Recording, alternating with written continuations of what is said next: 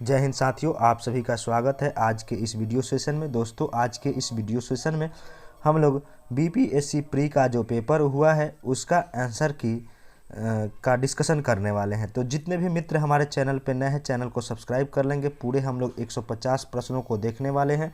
तो वीडियो में शुरू से अंत तक बैठे रहें, देखते रहें और आप अपना आंसर मिलाकर सुनिश्चित कर सकते हैं कि कितना स्कोर आप सही कर पा रहे हैं। ठीक है, चलिए दोस्तों हम लोग शुरू कर लेते हैं आज का सेशन। देखिए यहाँ पे क्वेश्चन है कि रोमन साम्राज्य से व्यापारिक संबंध किसने स्थापित की थी। तो यह दक्षिण भारत में था।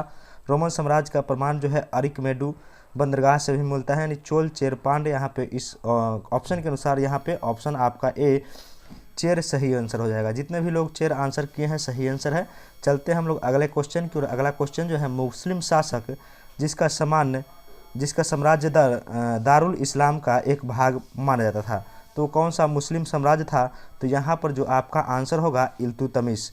इल्तुतमिश का शासनकाल का जो है एक भाग जो कि दारुल इस्लाम का भाग माना जाता था, यानी ऑप्शन नंबर 2 का आंसर बी होगा। क्वेश्चन नंबर हम लोग 3 की ओर चलते हैं। क्वेश्चन नंबर 3 है, निम्नलिखित में से किसने खलीफा की शक्ति का विरोध किया था। क्वेश्चन नंबर 3 है, खलीफा की शक्ति का विरोध। यहाँ पे ऑप्शन नंबर यहाँ पर आपका बी होगा, मोहम्मद बिन तुगलक आपका सही आंसर होगा। जितने भी लोग आंसर बी किए हैं बिल्कुल सही आंसर है। आप लोग अंत तक जरूर बने रहें और सभी आंसर क्वेश्चन का जो है आंसर कराने का प्रयास किया जाएगा। पूरे 150 प्रश्न कराए जाएंगे और आप कमेंट बॉक्स में ज़रूर बताएं कि कितने क्वेश्चंस आपके सही हो रहे हैं। उसके अनुसार जो है अगला जो है वीडियो जो हम लोगों की होगी कट ऑफ के ऊपर निर्धारित होगी। ठीक है, चलिए देख लेते हैं अगला क्वेश्चन। तुगरिल खां किसके शासनकाल के दौरान विद्रोह किया था।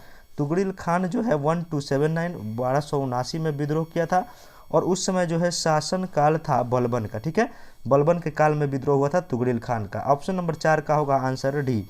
क्वेश्चन नंबर अगला है, सर्वप्रथम किस मुगल शासक ने ब्रिटिश के विरुद्ध संघर्ष किया। तो यहाँ पर आपका औरंगजेब हो जाएगा, ऑप्शन नंबर 5 का ए।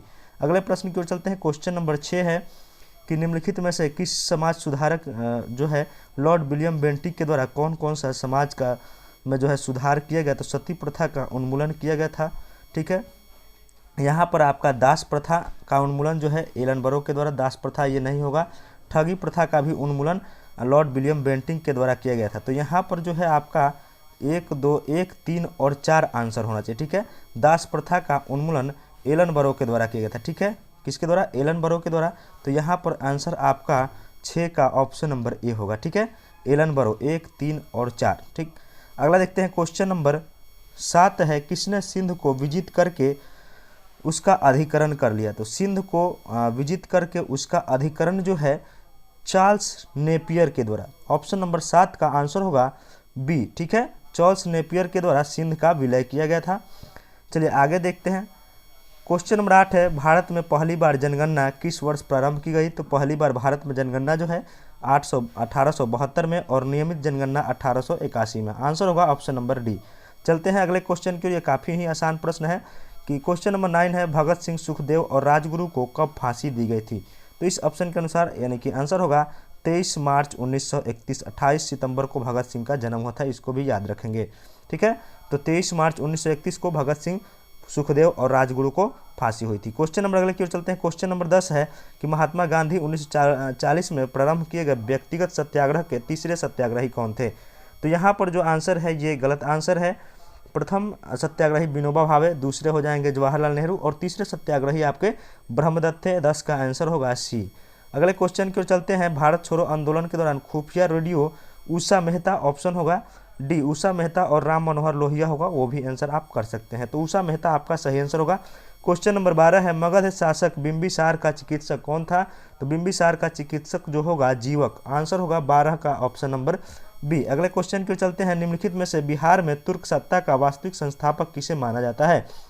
दोस्तों ध्यान रखेंगे, बिहार में तुर्क सत्ता का वास्तविक संस्थापक बख्तियार खिलजी। सही आंसर होगा 13 का ऑप्शन नंबर ए। ठीक है, वीडियो को आप सभी लोग शेयर जरूर कर देंगे और जितने भी मित्र चैनल पर नए हैं चैनल को सब्सक्राइब अवश्य कर लीजिएगा, क्योंकि आप लोगों के लिए अब हर एक समय समय पर वीडियो लाने का प्रयास किया जाएगा। बिहार के प्रथम भारतीय गवर्नर कौन होंगे। तो 1920 में बिहार और उड़ीसा के लिए प्रथम भारतीय गवर्नर जो है सत्येंद्र प्रसाद सिन्हा को चुना गया था। अगला प्रश्न है, संथाल विद्रोह 1855-56 में शुरू किया गया था, जो कि इसके नेता सिंधु और कान्हू थे। इसको भी ध्यान रखेंगे। चलते हैं अगले प्रश्न की ओर। बिहार में चुआरों का विद्रोह, ये चौड़ी विद्रोह नहीं है दोस्तों, 1832 आंसर होगा चुआरों का विद्रोह यहाँ, ठीक है। इसको इसका इंग्लिश मीडियम आप लोग देखेंगे तो चुआरों का विद्रोह है 1832, ठीक। अगला है किस वर्ष उड़ीसा को बिहार से पृथक किया गया, तो यहाँ पर आंसर होगा 1936 में बिहार को उड़ीसा से अलग किया गया था, और बिहार पश्चिम बंगाल से 1912 में अलग हुआ था, वही झारखंड आपका सन 2000 में। अगला क्वेश्चन देखते हैं कि किस गुप्त शासक ने अपने बड़े भाई की हत्या करके सत्ता को प्राप्त किया था, तो कौन सा गुप्त शासक होगा, तो ये आपका गुप्त शासक होगा चंद्रगुप्त द्वितीय, ठीक है। रामगुप्त की इसने हत्या की थी, इसको ध्यान रखेंगे, समुद्रगुप्त का पुत्र था, ठीक है। आगे देखते हैं क्वेश्चन नंबर अगला है, वर्धन राजवंश की स्थापना किसने की थी, तो वर्धन राजवंश की स्थापना पुष्यभूति वर्धन के द्वारा, किसके द्वारा, पुष्यभूति वर्धन के द्वारा वर्धन वंश की स्थापना की गई थी। अगले क्वेश्चन की ओर चलते हैं। अगला क्वेश्चन जो है, सार्गैसो सागर जो है पाया जाता है उत्तरी अटलांटिक महासागर में, तो यहाँ पर जो आपका आंसर होगा ऑप्शन नंबर बी आपका सही आंसर होगा, ठीक है। अगला क्वेश्चन देख लेते हैं, भारत और चीन के बीच सीमा रेखा जो है कौन सी है, तो मैकमोहन रेखा, भारत और चीन के बीच की जो सीमा रेखा है मैकमोहन डुरंड पाकिस्तान अफगानिस्तान और रेड क्लिफ भारत पाकिस्तान के बीच की सीमा रेखा है। आगे क्वेश्चन है कि राजस्थान में बहुत कम वर्षा होती है क्योंकि, यहाँ पर इस ऑप्शन के अनुसार जो है आपका ऑप्शन नंबर सी आंसर होगा, क्योंकि हवाएं किसी भी प्रकार की बाधाओं को पार नहीं कर पाती, जिसके कारण ठंडा होने के लिए आवश्यक ऊंचाई नहीं प्राप्त कर पाती है, ठीक है। यहाँ पर आंसर सी होगा। क्वेश्चन नंबर आगे की ओर चलते हैं। क्वेश्चन नंबर आगे है 24 की बाघ परियोजना, ठीक है। क्वेश्चन नंबर में यहाँ जो है ये सभी कथन को ध्यान से देखेंगे। भारत में बाघ परियोजना 1973 में शुरू की गई थी, बिल्कुल सही आंसर है।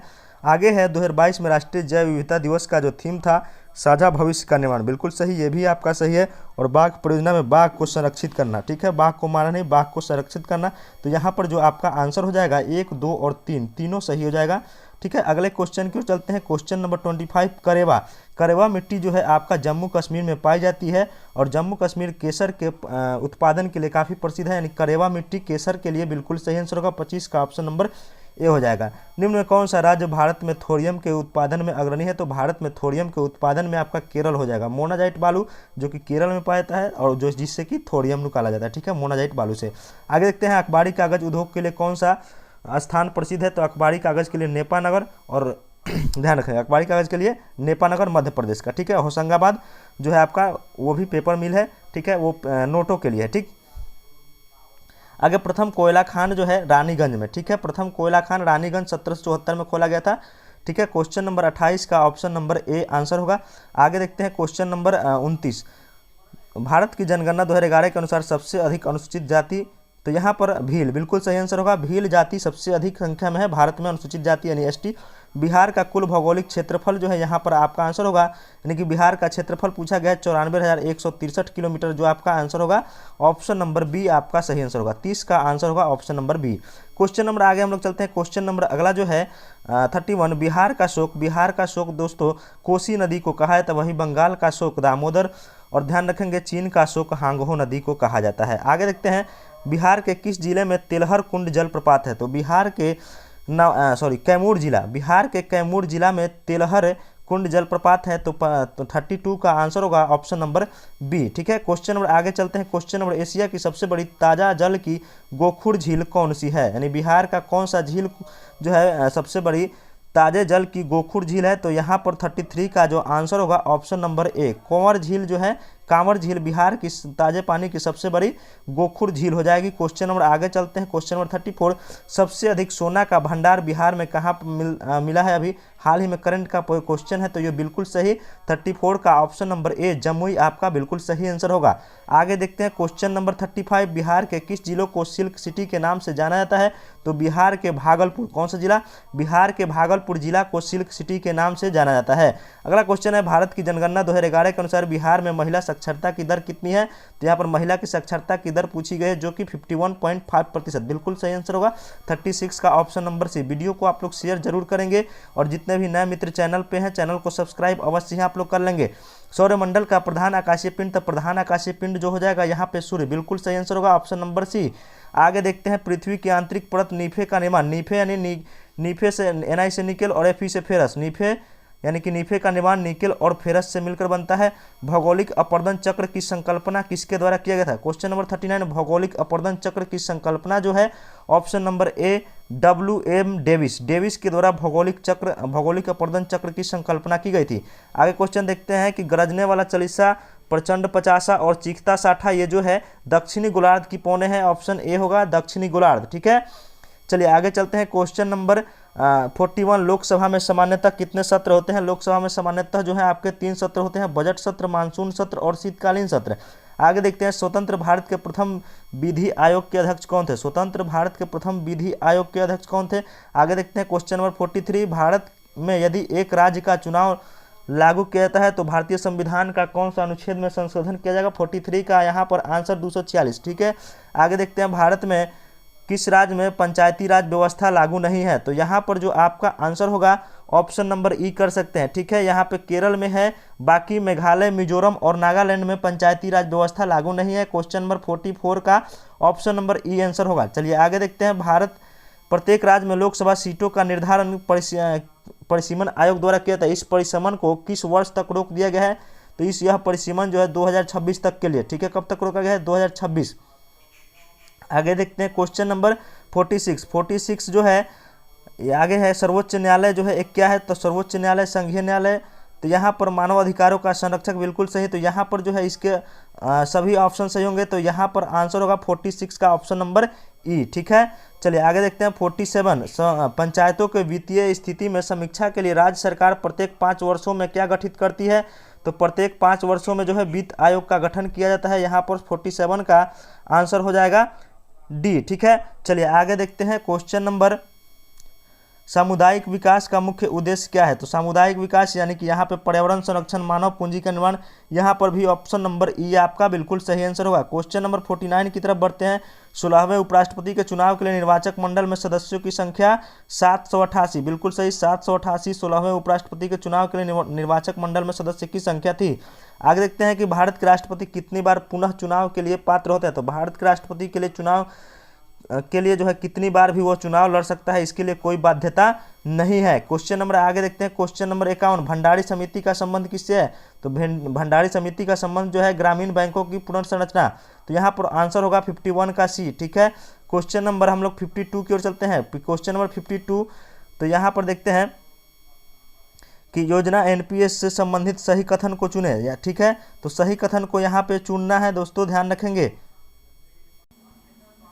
दोस्तों। यहाँ पर जो इसका आंसर होगा ऑप्शन नंबर ई होगा। ठीक है, एनपीएस भारत सरकार द्वारा शुरू की गई सेवानिवृत्ति लाभ योजना है और इसको जो है एनपीएस को पेंशन फंड एंड नियामक विकास प्राधिकरण के द्वारा विनियमित किया था। 1 और 4 आंसर सही है, तो यहाँ पर आंसर जो होगा एक इसका ऑप्शन नंबर ई सही हो जाएगा। ठीक है, चलिए आगे देखते हैं। क्वेश्चन नंबर जो है 2022-23 में निम्नलिखित में से कौन प्राथमिकताओं में सम्मिलित नहीं है दोस्तों? तो इस क्वेश्चन का आंसर हम लोग छोड़ देते हैं। क्वेश्चन नंबर 54 की ओर चलते हैं।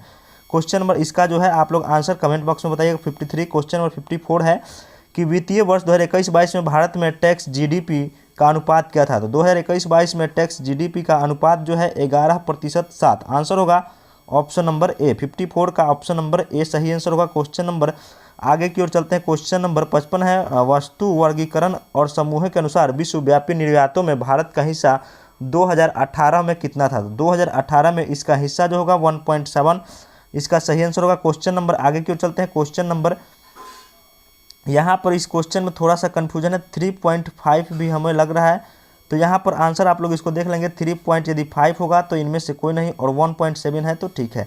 चलिए आगे क्वेश्चन है, चतुर्थ अग्रिम गेहूं का उत्पादन इसमें दिया गया है कि 2022-21 में कुल गेहूं का उत्पादन कितना रहा है? तो क्वेश्चन नंबर 26 का आंसर 209। ये क्वेश्चन का आंसर जो है थोड़ा कन्फ्यूजन है, इसको भी हम लोग कन्फ्यूजन के दायरे में रखते हैं। इसको आंसर जो है कमेंट बॉक्स में आप लोग बताएंगे या कुछ समय बाद इसको बता दिया जाएगा। ठीक है, टैग कर दिया जाएगा। क्वेश्चन नंबर 57, क्वेश्चन नंबर 57 की ओर चलते हैं। क्वेश्चन नंबर 57 जो है ये कहा गया है कि जीवंत ग्राम कार्यक्रम का संबंध किससे है? तो जीवंत ग्राम कार्यक्रम का संबंध जो है यहाँ पर आपका आंसर होगा ऑप्शन नंबर बी। यह इसको जो है निर्मला सीतारमण के द्वारा सीमावर्ती गांवों के विकास के लिए इसका शुरुआत किया था। किसका? जीवंत ग्राम कार्यक्रम। ऑप्शन नंबर सी आपका सही आंसर होगा। क्वेश्चन नंबर 58 की ओर चलते हैं। क्वेश्चन नंबर 58 जो है कि बिहार के आर्थिक सर्वेक्षण के अनुसार 2021-22 के अनुसार इसमें जो है गलत कथन को चुनना है। तो यहाँ पे दिया गया है क्वेश्चन नंबर 58 जो है, तो यहाँ पर 58 का आंसर ई सही कर सकते हैं। सही आंसर यहाँ पर ई होगा, 1 से अधिक इसका आंसर सही है। क्वेश्चन नंबर 59 की ओर हम लोग चलते हैं। शहरीकरण के बढ़ते हुए अनुसार बिहार के निम्न में से कौन सा जिला यानी जिला का सही क्रम चूज करना है दोस्तों। तो इसका आंसर आप लोग कमेंट बॉक्स में बताएंगे। हम लोग चलते हैं अगले क्वेश्चन की ओर। अगला क्वेश्चन नहीं, यहाँ पर जो आपका आंसर बिल्कुल यहाँ पे पटना सी, हाँ सी आंसर इसका सही आंसर होगा। मुंगेर, नालंदा और पटना, आंसर इसका 59 का ऑप्शन नंबर सी होगा। ठीक है, चलिए क्वेश्चन नंबर 60 की ओर चलते हैं। क्वेश्चन नंबर 60 है कि वित्तीय वर्ष 2022-23 के लिए राजकोषीय घाटा बिहार के जीडीपी का कितना प्रतिशत होने का अनुमान है। तो यहाँ पर आंसर होगा 3.47। ठीक है, 3.47 जो है इसका सही आंसर होगा। क्वेश्चन नंबर 61 की ओर चलते हैं। क्वेश्चन नंबर 61, वह विकल्प चुनिए जो बिहार के 7 निश्चय भाग 2 योजना का हिस्सा नहीं है। तो 7 निश्चय में जो है आपका युवा शक्ति, बिहार का प्रगति, ठीक है, यानी ये है आपका। और दूसरा जो है सशक्त महिला, सक्षम महिला, ये भी है। और तीसरा है हर खेत तक पानी, यानी कि ये 3 सही है। और सभी के लिए वायु मार्ग, जो कि ये गलत है, तो यहाँ पर आंसर सी हो जाएगा। ठीक है, और साथ में इसके साथ साथ स्वच्छ शहर, विकसित शहर, स्वस्थ गांव, समृद्ध गांव, ठीक है, कनेक्टिविटी होगी और आसान, सबके लिए स्वास्थ्य, ये आपके 7 निश्चय 2 का योजना का जो है हिस्सा है। ठीक है, और ये सभी के लिए वायु मार्ग, ये इसका हिस्सा नहीं है। क्वेश्चन नंबर हम लोग 62 की ओर बढ़ते हैं। क्वेश्चन नंबर 62 का जो है प्रति व्यक्ति आय के अवरोही क्रम में बिहार के जिलों को अवरोही क्रम में चुने, यानी कि घटते क्रम में। तो सबसे कम जो है यहाँ पर प्रति व्यक्ति आय शिवहर का है। तो देख सकते हैं सबसे कम कौन सा है, तो सबसे कम वाला यहाँ पर ऑप्शन नंबर डी। ठीक है, नवादा, किशनगंज, पूर्वी चंपारण, अररिया और शिवहर कर सकते हैं। ठीक है, आगे हम लोग क्वेश्चन नंबर 63 की ओर चलते हैं। क्वेश्चन नंबर 63 जो है आगे देखते हैं। NSSO के अनुसार 68वें दौर के आधार पर गरीबी अनुमानों के बारे में कौन सा कथन सही नहीं है। तो कौन सा कथन यहाँ पर सही नहीं होगा। 63 का जो आंसर होगा ऑप्शन नंबर आपका, देखिए यहाँ पर 2 दे दिया है। सी में 33.35% गरीबी रेखा से नीचे जीवन यापन कर रही है। और यहाँ पे ऑप्शन नंबर 2 में ऑप्शन नंबर 3 में जो है ग्रामीण क्षेत्रों के लिए गरीबी रेखा को 27.2 रुपये प्रति व्यक्ति परिभाषित किया गया है। तो यहाँ पर जो आंसर होगा ऑप्शन नंबर सी। ठीक है, सी जो होगा यहाँ पर 35%, आंसर सी हो जाएगा। लगभग 35% के आसपास है। क्वेश्चन नंबर 64 कि निम्न में से कौन सा भारत में सूक्ष्म उद्योग को आंशिक रूप से परिभाषित करता है। तो आंशिक रूप से परिभाषित निम्न में से कौन करेगा। तो इसका वार्षिक टर्नओवर 5 करोड़ से अधिक होना चाहिए। ठीक है, और वार्षिक, ऑप्शन नंबर ए, यहाँ पे ऑप्शन नंबर सी इनका सही आंसर होगा। वार्षिक टर्नओवर 5 करोड़ से अधिक अब कर दिया गया है सूक्ष्म उद्योग के लिए। क्वेश्चन नंबर आगे देखते हैं। प्रधानमंत्री कृषि सिंचाई योजना का संबंध निम्न में से कौन सा गलत है। तो ये आपका कुआं का निर्माण, जो कि गलत आंसर होगा। क्वेश्चन नंबर 65 का ऑप्शन नंबर ए आंसर होगा। ठीक है, चलिए क्वेश्चन नंबर 66 देखते हैं। क्वेश्चन नंबर 66 जो है बारदोली सत्याग्रह का सफल नेतृत्व किसने किया था। तो ये हो जाएंगे सरदार वल्लभ भाई पटेल। आगे चलते हैं। इनमें से कौन 1946 में भारत जो भेजे गए कैबिनेट मिशन का सदस्य नहीं था। आंसर होगा रैमजे मैकडोनाल्ड। ठीक है, 3 सदस्य कौन थे। AB Alexander, Pethick Lawrence, Stafford Cripps.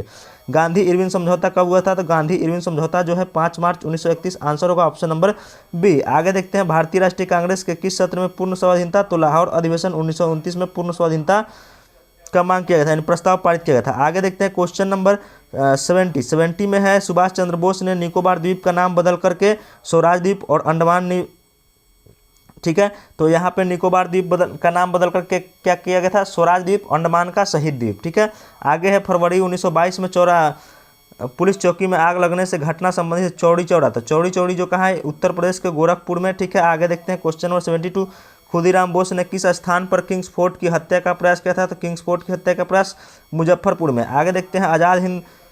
आज़ाद दस्ता बिहार के किस आंदोलन के दौरान। तो आज़ाद दस्ता भारत छोड़ो आंदोलन के दौरान, ऑप्शन नंबर 73 का आंसर होगा सी।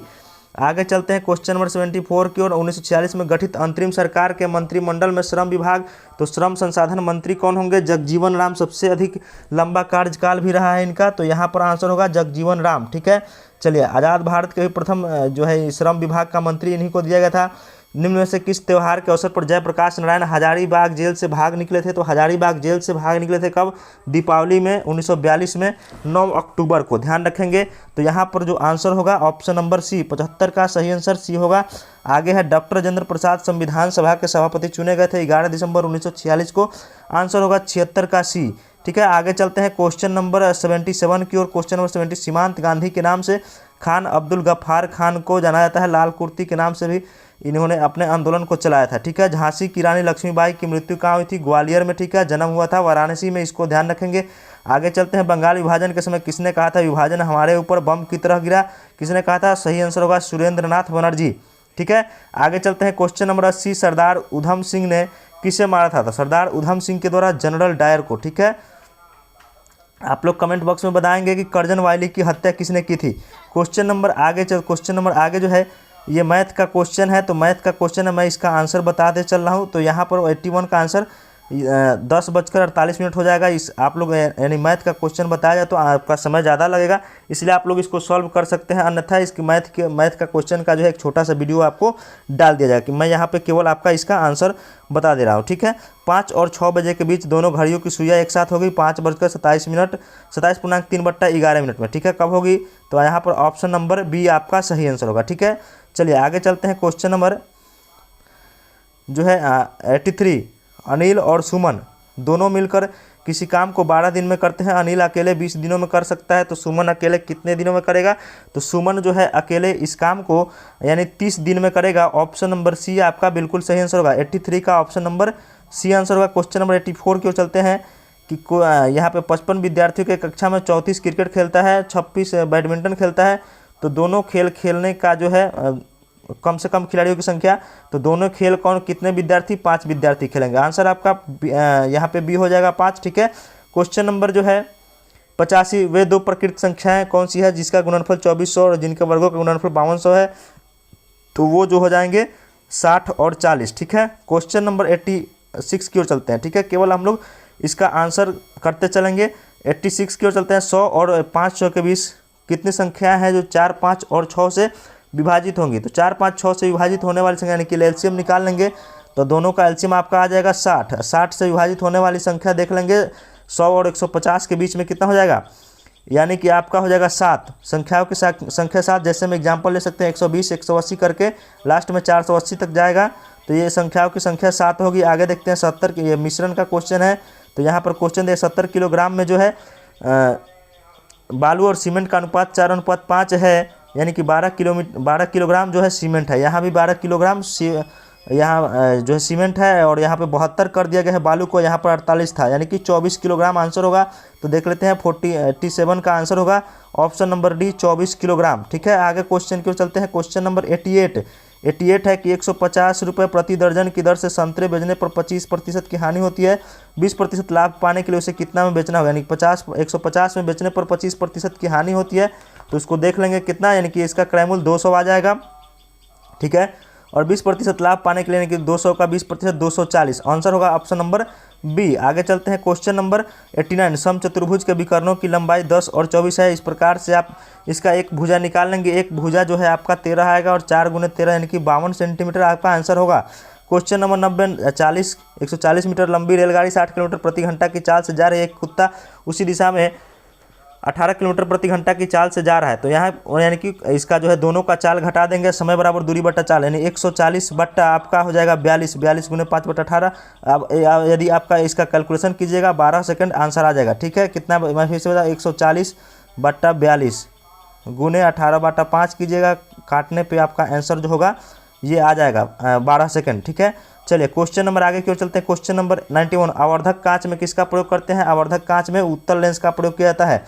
क्वेश्चन नंबर 92 को चलते हैं। चुंबकत्व का अनुचुंबकीय, तो अनुचुंबकीय के लिए जो होता है दोस्तों एल्यूमिनियम, ऑक्सीजन और लेड। तो यहाँ पर जो है वो ऑप्शन कहीं दिखाई नहीं दे रहा है, तो यहाँ पर हम लोग ऑप्शन नंबर ई कर सकते हैं। ठीक है,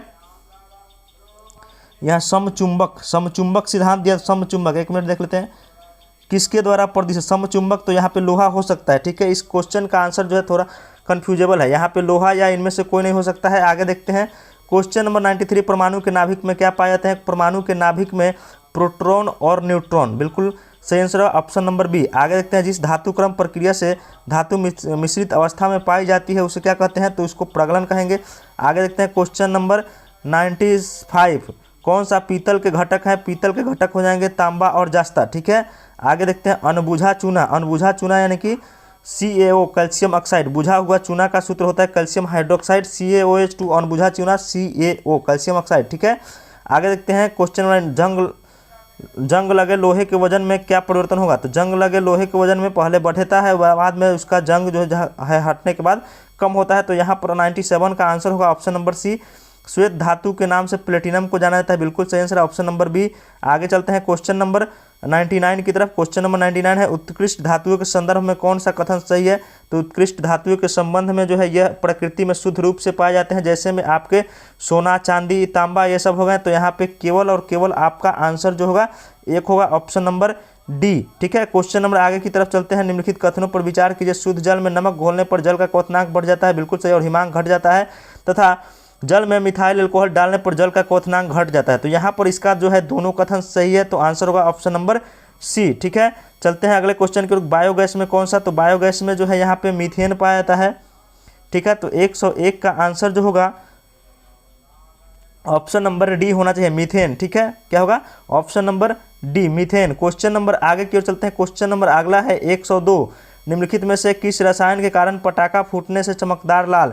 तो लाल जो दिखाई देगा स्ट्रांसियम, बेरियम के कारण हरा दिखाई देता है। ऑप्शन नंबर डी आपका सही आंसर होगा।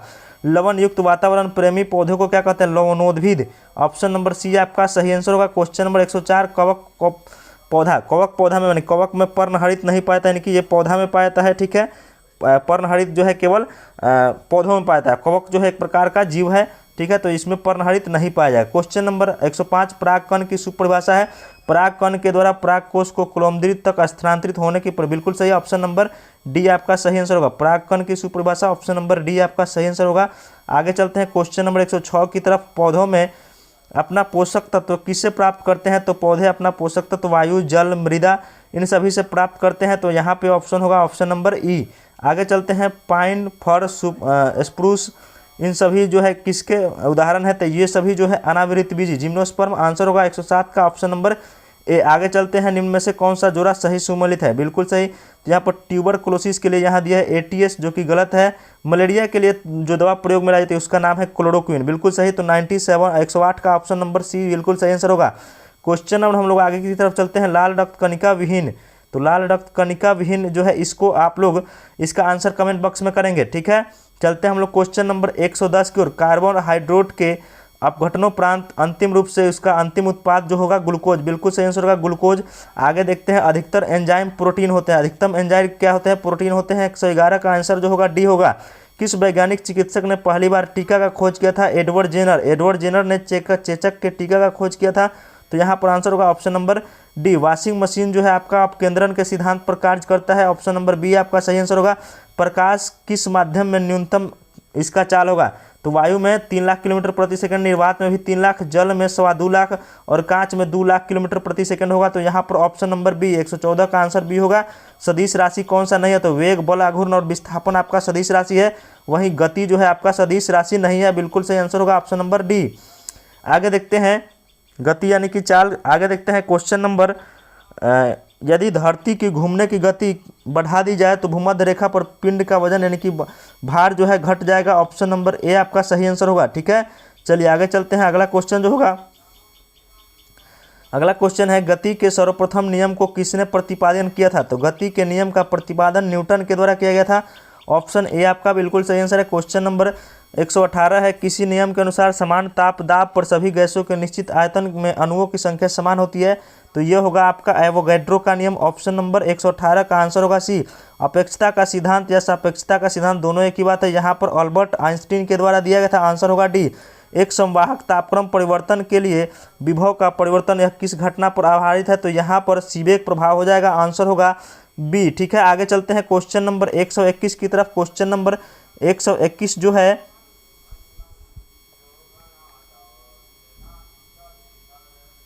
क्वेश्चन नंबर 121, T20 इंटरनेशनल में 3000 रन पार करने वाले प्रथम भारतीय खिलाड़ी। तो T20 इंटरनेशनल में 3000 रन पार करने वाले प्रथम खिलाड़ी जो होंगे आपके विराट कोहली। आंसर होगा option number D, Virat Kohli. Question number 122, कोविड-19 टीकाकरण को पूर्णता को सुनिश्चित करने के लिए जो अभियान दिया गया था उस अभियान का नाम था हर घर दस्तक अभियान। क्या था, हर घर दस्तक अभियान। आंसर होगा ऑप्शन नंबर डी। 30 जून 2022 को महाराष्ट्र के नए मुख्यमंत्री कौन बने हैं। तो महाराष्ट्र के नए मुख्यमंत्री जो बने हैं एकनाथ शिंदे, ठीक है। आंसर होगा 123 का ऑप्शन नंबर ए। चलिए क्वेश्चन नंबर आगे की तरफ चलते हैं। भारत के 75वें स्वतंत्रता दिवस पर किसने हर घर तिरंगा अभियान की शुरुआत की? तो हर घर तिरंगा अभियान की शुरुआत माननीय प्रधानमंत्री नरेंद्र मोदी के द्वारा किया गया। ऑप्शन नंबर ई होगा। आगे है केंद्र की नई शिक्षा नीति को लागू करने की प्रक्रिया करने वाला देश का पहला राज्य। तो केंद्र में नई शिक्षा नीति को लागू करने वाला पहला राज्य उत्तराखंड। ऑप्शन नंबर 125 का आंसर होगा डी। चलिए क्वेश्चन नंबर आगे चलते हैं। भारतीय राज्यों को राज्यपाल के अनुसार उसका जो है कौन सा मिलान सही है? तो उत्तर प्रदेश, यहाँ पे देखते हैं नीचे दिया गया है, ठीक है। तो नीचे देखते हैं उत्तर प्रदेश का आनंदीबेन पटेल, राजस्थान का कलराज मिश्र, यानी कि 1 और 2 आपका सही आंसर है, ठीक है। गुजरात का जो है आचार्य जी है, ठीक है। तो ये दोनों गलत है, यानी ऑप्शन नंबर 1 और 2 आपका सही आंसर है। क्वेश्चन नंबर आगे की ओर चलते हैं। क्वेश्चन नंबर अगला जो है यानी 127 निम्नलिखित में से यूथ इन इंडिया रिपोर्ट 2022 किसके द्वारा जारी किया गया? तो यूथ इन इंडिया रिपोर्ट 2022 जो है सांख्यिकी कार्यक्रम और पर्यावरण मंत्रालय यानी MOSPI के द्वारा जारी किया गया है। क्वेश्चन नंबर आगे चलते हैं। क्वेश्चन नंबर 128 जो है निम्नलिखित में से कौन जो है एल्बर्लिन और वाल्बर्निन, श्रेया अग्रवाल और रमिता किस खेल से संबंधित है? तो श्रेया अग्रवाल जो है आपका आंसर होगा शूटिंग से संबंधित है श्रेया अग्रवाल। आगे देखते हैं क्वेश्चन नंबर आगे। हाल ही में अल्पसंख्यक मामलों के मंत्री का प्रभार किसको दिया गया? स्मृति ईरानी जी को दिया गया। क्या होगा answer? Smriti Irani. Option number D आपका सही आंसर होगा, ठीक है। मुख्तार अब्बास नकवी इसके मंत्री थे, उनका कार्यकाल समाप्त होने के बाद ये पद खाली था, तो इसका जो है प्रभार स्मृति ईरानी जी को दिया गया है। 15वें राष्ट्रपति चुनाव के लिए संयुक्त प्रगतिशील गठबंधन यूपीए के उम्मीदवार कौन थे? यूपीए के उम्मीदवार जो थे यशवंत सिन्हा, और ये 15वें राष्ट्रपति चुनाव के लिए राष्ट्रपति चुनी गई द्रौपदी मुर्मू। ध्यान रखेंगे अपने उपन्यास टॉम ऑफ द सैंड, काफ़ी महत्वपूर्ण क्वेश्चन है। गीतांजलि श्री को दिया गया अंतर्राष्ट्रीय बुकर पुरस्कार गीतांजलि श्री। आगे है बिहार के से किसे 2022 का दादा साहब फाल्के टेलीविजन पुरस्कार? इसका आंसर आप लोग कमेंट बॉक्स में बताएंगे। चलते हैं हम लोग अगले क्वेश्चन की। क्वेश्चन नंबर 133 बिहार के आर्थिक सर्वेक्षण के अनुसार 2021-22 में वर्तमान में राज्य का शहरीकरण का स्तर क्या है? तो वर्तमान राज्य में शहरीकरण का स्तर जो होगा यहाँ पर आंसर होगा 15.3। ऑप्शन नंबर बी आपका सही आंसर होगा, यानी कि 2021-22 का पूछा है, 11 का नहीं, 21-22 के अनुसार 15% 3 आंसर होगा। क्वेश्चन नंबर बिहार के khadi brand ambassador Manoj Tiwari, answer होगा ऑप्शन नंबर बी। बिहार के खादी के ब्रांड एम्बेसडर मनोज तिवारी जी को बनाया गया। क्वेश्चन नंबर 135 माता सीता माता की विश्व की सबसे लंबी प्रतिमा 251 मीटर जो है बिहार के सीतामढ़ी में बनाया गया है। आंसर होगा ऑप्शन नंबर ए, ठीक है। आगे चलते हैं। क्वेश्चन नंबर 136 जो है 136 देखते हैं। बिहार के राज्यपाल यहाँ दिया गया। बिहार के राज्यपाल आप लोग जानते होंगे फागू चौहान, यानी 1 का 4 देख लेते हैं कौन कौन से ऑप्शन में है, 1 और सी में है। आगे देखते हैं बिहार के मुख्यमंत्री, तो बिहार के मुख्यमंत्री श्री नीतीश कुमार जी, बी का 2, ठीक है। आगे है सी का 2 होगा। बिहार के मुख्यमंत्री सी का 2, तो सी का 2 देख लेते हैं। सी का 1 मिनट, बिहार के मुख्यमंत्री सी का 1 होगा, ठीक है, सी का 1 होगा। और आगे देखते हैं बिहार के मुख्य न्यायाधीश, तो बिहार के मुख्य न्यायाधीश संजय करोल, बी का 3 होना चाहिए, तो यहाँ पर ऑप्शन नंबर बी आंसर होगा। बिहार के मुख्य न्यायाधीश संजय करोल है, मुख्यमंत्री नीतीश कुमार, राज्यपाल फागू चौहान, इन्हीं तीनों से आपका सही आंसर निकल रहा है। आगे देखते हैं ऑपरेशन प्रहार का संबंध किससे है? तो ऑपरेशन प्रहार का संबंध जो दोस्तों है बिहार में ऑप्शन नंबर ई होगा। इसके अंतर्गत जो है जो आतंकवादी जो है उनको पकड़ने का काम किया गया, बहुत भारी मात्रा में गिरफ्तारियां हुई है, तो यहाँ पर आंसर जो है इस ऑप्शन के अनुसार ऑप्शन नंबर ई होगा। क्वेश्चन नंबर 138 बिहार के ऋतिक आनंद ब्राजील में कौन सा पदक जीते हैं? तो बिहार के ऋतिक आनंद डेफ ओलंपिक में जो है स्वर्ण पदक जीते हैं, ये हाजीपुर के रहने वाले हैं। क्वेश्चन नंबर 139 बिहार के किस स्थान पर उत्तर भारत का पहला बर्ड रिंगिंग स्टेशन खोला गया? तो बिहार में पहला बर्ड रिंगिंग स्टेशन जो भागलपुर में खोला गया, कहाँ खोला गया? भागलपुर, इनका सही आंसर होगा। क्वेश्चन नंबर 140 आगे जो है गिद्ध संरक्षण योजना सुपौल यानी वाल्मीकि टाइगर रिजर्व में कहाँ खोला गया है? 140 का आंसर होगा वाल्मीकि टाइगर रिजर्व, 140 का आंसर होगा बी। सुनंदनी कार्यक्रम का संबंध किससे है? तो सुनंदनी कार्यक्रम का संबंध जो है आंगनबाड़ी कार्यकर्ताओं से संबंधित है, 141 का आंसर होगा डी। क्वेश्चन नंबर हम लोग 142 की तरफ चलते हैं। जुलाई 2022 में किस देश के पूर्व प्रधानमंत्री शिंजो अबे आप सभी लोग जानते होंगे, जापान के पूर्व प्रधानमंत्री थे, 141 का आंसर होगा option number A. Question number 143 को चलते हैं। संयुक्त राष्ट्र महासभा द्वारा बहुभाषावाद पर एक भारत के प्रोजित प्रस्ताव अपनाया, इसमें पहली बार किस भाषा का उल्लेख किया गया? संस्कृत, बिल्कुल सही, संस्कृत आपका आंसर होगा। क्वेश्चन नंबर आगे की ओर चलते हैं। क्वेश्चन नंबर 44 यूक्रेन में रूस के सैन्य अभियानों के लिए तो महासभा के सत्र की अध्यक्षता जो है इसके लिए 76वें सत्र के अध्यक्ष अब्दुल्ला शाहिद को बनाया गया था। ऑप्शन होगा ऑप्शन नंबर 144 का डी। क्वेश्चन नंबर 145 का आंसर देखेंगे। भारत में फरवरी 2022 में युद्ध प्रभावित यूक्रेन से भारतीयों को लाने के लिए किस मिशन के तहत लोगों को निकाला गया? तो इस मिशन का नाम था ऑपरेशन गंगा। 145 का आंसर होगा option number C. Question number 146 की ओर चलते हैं। हाल ही में चीन के सक्तेंग वन्यजीव, तो सक्तेंग वन्यजीव अभ्यारण्य चर्चा में रहा, ये आपका भूटान में है। सक्तेंग वन्यजीव अभ्यारण्य कहाँ है? भूटान में, ठीक है। आगे चलते हैं। G20 शिखर सम्मेलन की मेजबानी के लिए भारत के लिए किस केंद्र शासित प्रदेश या राज्य को चुना गया है? तो ये जो है दिल्ली। G20 शिखर सम्मेलन 2023 जो है कहाँ होगा? दिल्ली में होगा। क्वेश्चन नंबर हम लोग 148 की ओर चलते हैं, ठीक है। तो यहाँ पर आंसर देखते हैं। संयुक्त राज्य अमेरिका संयुक्त राष्ट्र शांति अभियान का सबसे बड़ा योगदान करता है। आगे देखते हैं। संयुक्त राष्ट्र संघ शांति रक्षक बलों का प्रयोग केवल अपनी आत्मरक्षा के लिए करता है? बिल्कुल नहीं, अपने पूरे सदस्यों के लिए करता है। और इसी प्रकार देख सकते हैं शांति स्थापना अभियान केवल संयुक्त राष्ट्र सुरक्षा परिषद के प्रस्ताव द्वारा वापस लिया जा सकता है। तो यहाँ पर देख सकते हैं ऑप्शन नंबर 2 और 3 इसका सही आंसर हो सकता है, ठीक है। आगे देखते हैं कि हाल ही में किस देश ने संयुक्त अरब अमीरात के साथ मुक्त व्यापार समझौता FTA पर हस्ताक्षर किया है? तो यहाँ पर आंसर होगा Israel. Answer option number D. आगे चलते हैं। क्वेश्चन नंबर 150 और अंतिम क्वेश्चन। आर्कटिक जलवायु की निगरानी के लिए किस देश ने अपना पहला उपग्रह आर्कटिक M लॉन्च किया है? तो आर्कटिक M जो है ये रूस के द्वारा। आंसर होगा ऑप्शन नंबर बी। दोस्तों ये थे आपके पूरे BPSC के 150 प्रश्नों में लगभग हम लोग 145 प्लस प्रश्नों को कर चुके हैं। तो जितने भी मित्र अभी तक चैनल को नए हैं, वीडियो अच्छी लगी होगी तो वीडियो को लाइक कर देंगे और चैनल को सब्सक्राइब कर लेंगे। वीडियो को दोस्तों में शेयर जरूर कर देंगे। और हम लोग नेक्स्ट वीडियो कटअप के ऊपर लाने वाले हैं, तो आप लोग हमारे चैनल से जुड़े रहें, आपको पल पल की जानकारी दी जाएगी। मिलते हैं नेक्स्ट वीडियो में। जय हिंद, जय भारत।